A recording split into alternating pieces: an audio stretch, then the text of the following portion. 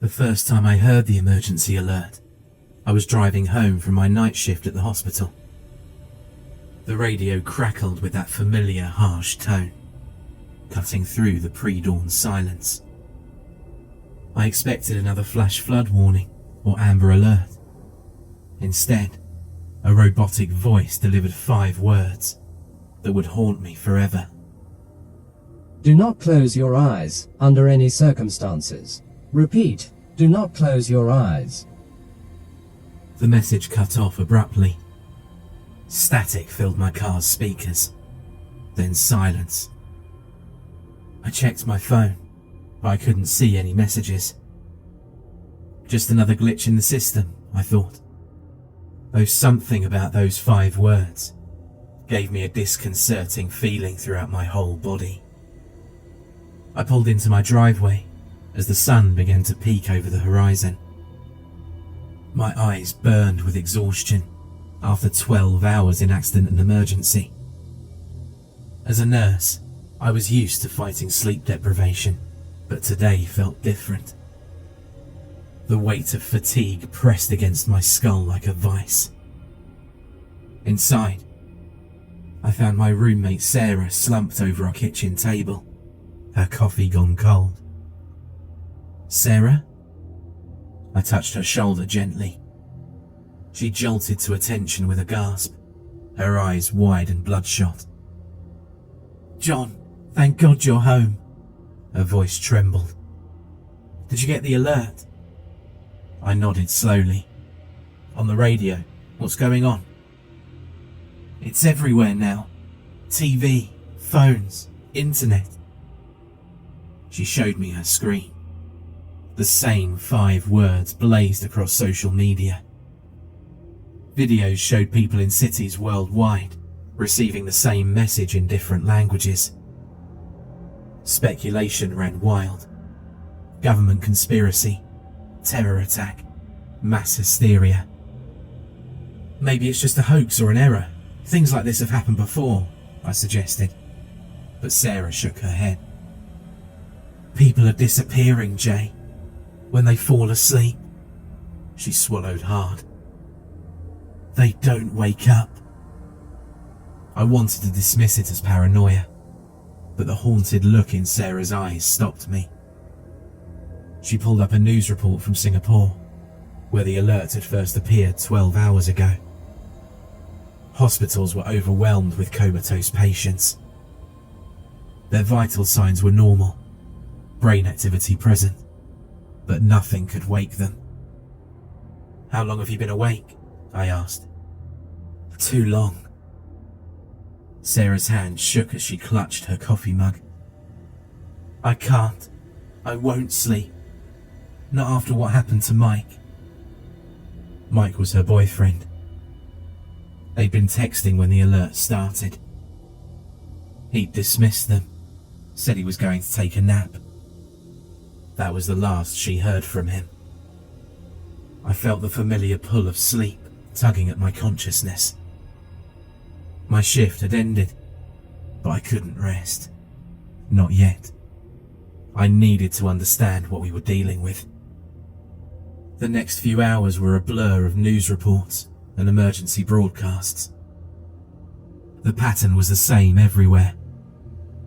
The alert would appear, followed by waves of people falling into an unresponsive state. Doctors were baffled. No amount of stimulation could rouse the sleepers. By noon, the first reports of death began trickling in. Not from the sleep itself. The comatose continued breathing, their hearts beating steadily. No. People were dying from forcing themselves to stay awake. Car accidents, machinery mishaps, falls. The human body wasn't meant to fight its basic needs indefinitely. Sarah and I took turns brewing coffee, pinching ourselves, pacing the apartment. We shared stories from our past to stay engaged, played loud music, anything to keep our minds active. But I could see the toll it was taking. Sarah's sentences became disjointed, her movements erratic. The shadows under her eyes grew darker with each passing hour. Around sunset, the power went out. In the sudden silence, we heard screaming from the street. I rushed to the window. Our neighbour, Mrs. Chen, was dragging her unconscious husband towards the car. She saw me watching and screamed for help. I ran outside, my medical training kicking in. Mr. Chen's pulse was steady and his breathing was normal. His eyes moved rapidly behind closed lids, like deep REM sleep.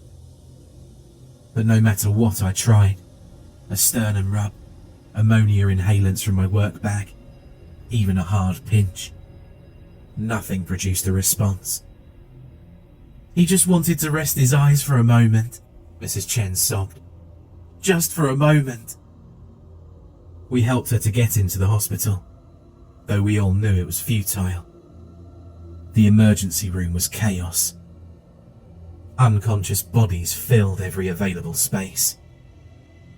The staff moved like zombies, fighting their own exhaustion while treating an endless stream of sleepers, as people had started calling them. My colleague James grabbed my arm as I entered. John, thank God. We need help. Dr. Rivera succumbed an hour ago. I wanted to stay, to help, but Sarah's grip on my hand tightened. We need to go, she whispered. We need to figure this out before we're next. She was right. We gathered supplies from the hospital, caffeine pills, energy drinks, basic medical equipment to monitor our vital signs. The roads were dangerous now, filled with abandoned cars and wandering people in various stages of sleep deprivation. Back home, we barricaded ourselves in and tried to make sense of the situation. The internet was still working, though sporadically. Theories ranged from biological weapons to solar flares to dimensional rifts. But one detail caught my attention. Every sleeper showed the same unusual brainwave patterns. Not quite sleep, not quite consciousness, but something in between. Look at this, I said, showing Sarah a video from a sleep lab in Germany. The patterns match accounts of people in states of profound meditation. It's like their consciousness is somewhere else. Sarah had been awake for nearly 40 hours now. Her eyes had a glassy, unfocused quality. I can feel them sometimes, she mumbled. When I start to drift off, they're trying to tell us something. Who is? The sleepers. They're not gone. They're just waiting for all of us to join them. I checked her pulse, rapid but steady. Sarah, you're exhausted. We need to... No! She jerked away from me. You don't understand. I saw it, in those moments before I caught myself drifting. There's something on the other side of sleep. Something vast and hungry and patient. I tried my best to hide my fear. I'd been fighting my own fatigue for so long that reality had taken on a dreamlike quality. The shadows in the corners of the room seemed deeper, more animate. Every blink lasted a fraction too long. All of a sudden, the air was filled with a low, rhythmic humming. Not from any particular direction, but seemingly from everywhere at once. A sound that bypassed the ears and resonated directly in the brain. Sarah pressed her hands against her ears. Make it stop! But I couldn't stop hearing it. The humming formed patterns, almost like words, in a language too ancient for human comprehension. My vision blurred. The walls of the apartment seemed to pulse in time with the sound. "Sarah?" I reached for her, but my hand moved in slow motion. She stood rigid, eyes wide, tears streaming down her face. "They're coming through," she whispered. "Every time someone sleeps, the barrier gets weaker. Soon, there won't be enough of us left to maintain it." "Maintain what?" "The wall between worlds, between waking and dreaming. We were never meant to sleep, Jay. It was their way in, all along. Dreams weren't messages or random firing neurons. They were attempts at contact. And now, they finally figured out how to keep us there." The humming grew louder. Sarah's words struck something deep in my memory. Fragments of dreams I'd had throughout my entire life, always forgotten upon waking. Dark shapes moving behind mirrors. Voices calling from impossibly deep wells. The sensation of being watched by something vast and unknowable. My phone buzzed. A new emergency alert. "Remain awake. They must not cross over. Humanity's consciousness is the only barrier." Sarah grabbed my shoulders. "We have to wake them up. All of them. It's the only way to strengthen the barrier." "How? Nothing we've tried works." "Not from this side," she said. Her voice had taken on an odd resonance, harmonizing with the humming. "Someone has to go in after them. A guide to lead them back." I knew what she was suggesting. "Sarah, no. We don't know what's really happening. This could just be hallucinations from sleep deprivation." She smiled sadly. "You're the doctor, John. You need to stay here, monitor my vital signs. If I'm not back in 10 minutes, use the epinephrine in your bag. And whatever you do, don't follow me in."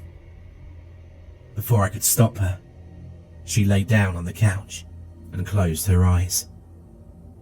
Her breathing immediately slowed, matching the rhythm of the humming. I connected her to the portable heart monitor that we'd taken from the hospital.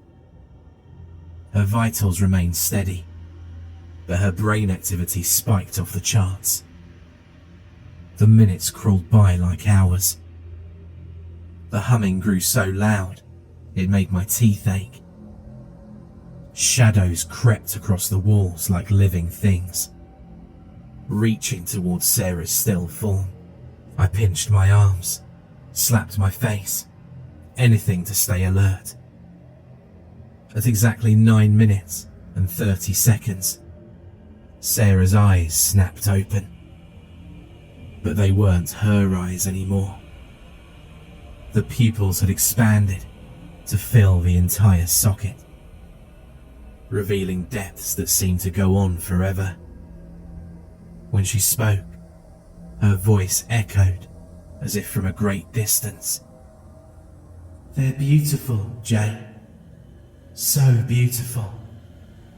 And they've been so lonely." I reached for the epinephrine, but my movements were sluggish.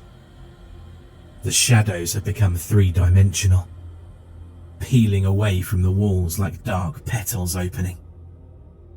Sarah sat up, but her movement was wrong. Too fluid, too symmetrical. As if she was being puppeteered by something that had only ever seen humans in photographs. "Don't fight it," she said, reaching for me with hands that seemed to elongate with each passing second. "They just want to show us what we've been missing. What we've been protecting ourselves from all these years. The humming had become a song now. Beautiful and terrible. My eyelids felt like they were made of lead. In my last moments of consciousness, I saw Sarah's face begin to shift and change, revealing something else beneath the surface. Something that had always been there, waiting to emerge. I wish I could say I kept fighting, that I found some hidden reserve of strength and stayed awake long enough to save everyone. But the truth is, I was so tired. So very, very tired. As my eyes finally closed, I caught a glimpse of what Sarah meant. Behind the veil of sleep, vast geometries expanded in impossible directions. Ancient beings of pure thought and dreams reached out with appendages of conceptual matter. They'd been waiting so long, watching us through the thin membrane of consciousness, sending us fragments of their reality through our dreams. And now, at last, we were awake enough to join them. I hear the emergency alert is still playing, somewhere in the waking world. A warning for the few humans still fighting to stay conscious. But they'll join us soon enough. After all, everyone has to sleep eventually. And when you do, we'll be waiting. Just don't close your eyes. Not unless you're ready to finally wake up. For more terrifying creepypasta horror stories, check out the playlist or the video on screen.